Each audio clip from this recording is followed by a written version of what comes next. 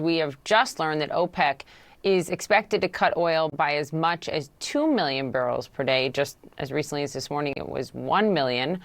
Our Natasha Bertrand joins me now. That is such a significant, if they went to a 2 million barrel a day cut to prop up prices by OPEC and its allies, that would dramatically increase oil on the global market, dramatically increase, gas prices here.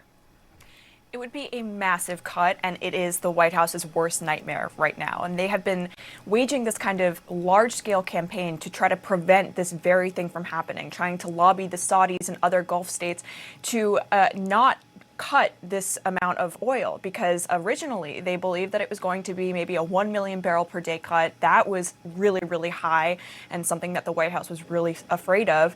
Now we're hearing that this could actually be as much as 2 million barrels per day, potentially causing a massive price spike in oil. And of course, that could cause gas prices to go up in the United States just about 5 weeks ahead of the midterm. So what we have been learning is that the administration really has been trying to lobby the OPEC Plus to try to prevent them from going through with this. But it seems now like that has been futile. And of course, one of the main issues with this is that it could actually end up helping Russia. If it drives prices up, that could be completely counterproductive to what the West has been trying to do in terms of trying to cut Russian energy revenues. And of course, that's part of the reason we're seeing the European Union propose a price cap on Russian oil. Well, now those prices could go up even further. The White House has been making calls all week trying to prevent this from happening.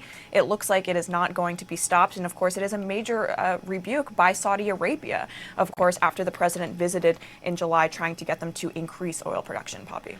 I think that's such an important point in context here. Right after President Biden made that trip to Saudi Arabia and was face to face with and fist bumped with Mohammed bin Salman, they just increased oil production by 100,000 barrels, very negligible.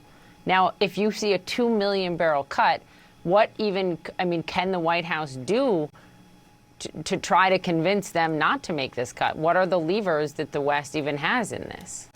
They don't believe they have that many levers, and what they have been saying is that they might actually release additional barrels from the Strategic Petroleum Reserve here in the United States that could potentially offset any massive price spikes in oil and gas.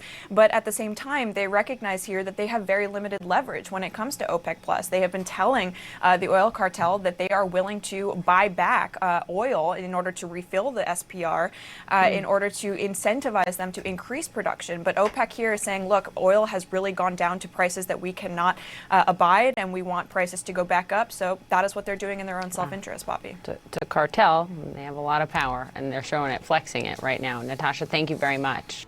Developing right now, the Biden administration criticizing OPEC's decision to cut oil production by 2 million barrels a day. This despite pressure from the U.S. to actually pump more. Now, the Biden administration had really launched this full court press from top economic, national security officials to really try to dissuade Middle Eastern allies from making such a significant cut. Their concerns going forward is what this could mean for gas prices around the world and here at home, especially as you have those midterm elections coming up.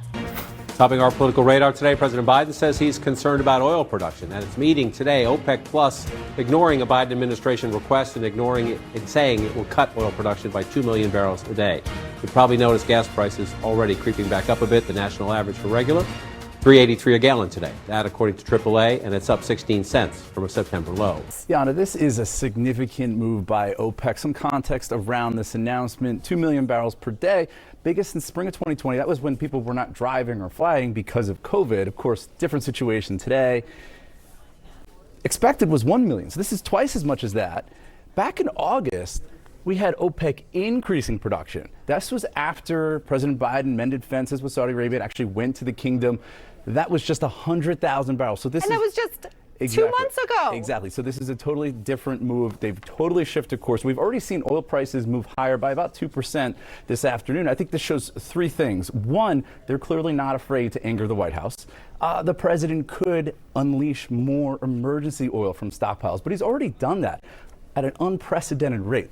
This is the oil in the Strategic Petroleum Reserve. As you can see, it has gone down very low to the lowest level we've seen in about 40 years. Because they've been releasing those exactly. reserves to This is not a bottomless pit of oil, so they can only do so much here. They could also just try to pressure OPEC. That has not worked so far, clearly.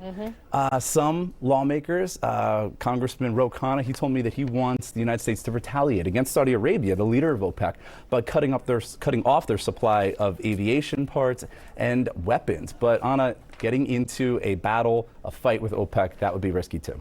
And there are new fears tonight that gas prices could once again surge. A key group of oil-producing nations is set to slash output by 2 million barrels per day, the biggest cut since the pandemic.